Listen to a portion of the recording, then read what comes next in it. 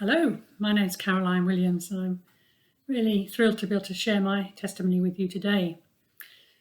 So I'm fourth of 6 children, so I come from a big family, and we grew up in a little village in Buckinghamshire.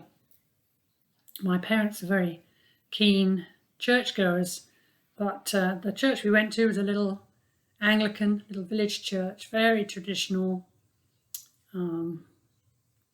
Communion was important, but I never really heard any Bible teaching. I never heard the gospel, the good news. But I kept going to church, and various of my siblings, we joined the choir as well. I can remember talking to my sister one time, and we were discussing whether God was real or not. And I said, well, if God does exist, when I die, he will let me go into heaven because, I'm a very good girl. I do my best, and there'd be no problem that he would let me into heaven. So that was my idea, really. Now, as a child, my favourite books were the Narnia books by C.S. Lewis. I absolutely loved them. I just almost knew them off by heart. And I was so attracted to the character of Aslan, and I really so longed for him to be real, not realising at the time that Aslan was a kind of a picture of Jesus.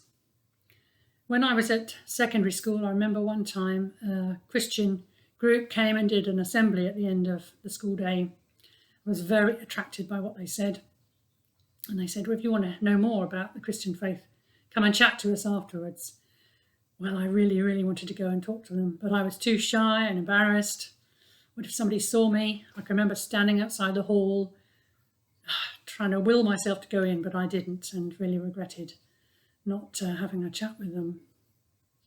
Now, also as a child, I loved anything to do with nature and wildlife. And I think my favourite animals were cheetahs. And my dream was to go to Africa and maybe study cheetahs. So with that in mind, I did the relevant A-levels and got a place at Y College, which it was in those days part of the University of London, but in this village of Y between Ashford and Canterbury in Kent. So off I went, and I thought, well, I'll go to the local church in the village. So I went to the parish church, and many of the students who were churchgoers also went to the Christian Union. So I thought, well, I'll give it a go. And I was blown away. I was really so amazed at their faith, the way they prayed, as if they were talking to a real person, not reading a prayer out of a book. And I was so attracted to what they said and the way they were, and I knew that there was something missing in my life, which I wish I had. So I remember one time in one of the meetings saying, well, I thought I was a Christian, but I know I'm not. Not long after, one of the members of the Christian Union sat down with me late one evening, and he explained to me how God is a holy God, and he's on one side, and us humans are on the other side, but we have sinned. There's all sorts of things that we've done wrong in our lives.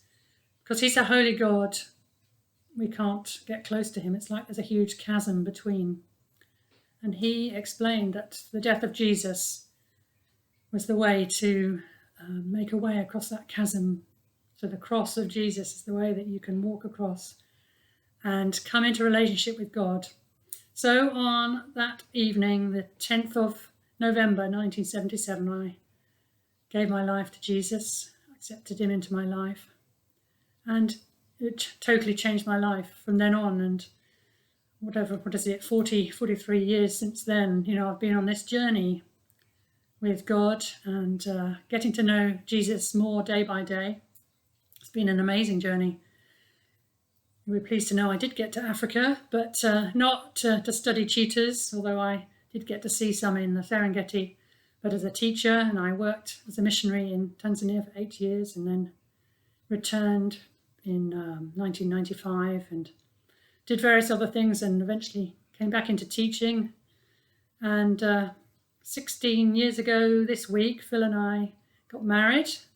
So I got married quite late in life, in my 40s.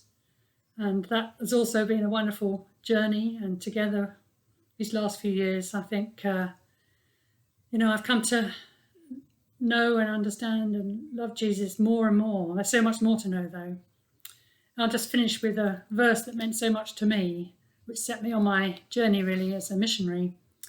And it's this one from Jeremiah chapter 29, verse 11. I expect you've heard it before. For I know the plans I have for you, declares the Lord, plans to prosper you and not to harm you, plans to give you hope and a future. And that has been a promise over my life. And I just want to carry on getting to know Jesus more and more. So thank you for listening to my short testimony, and I hope you've enjoyed it. Thank you.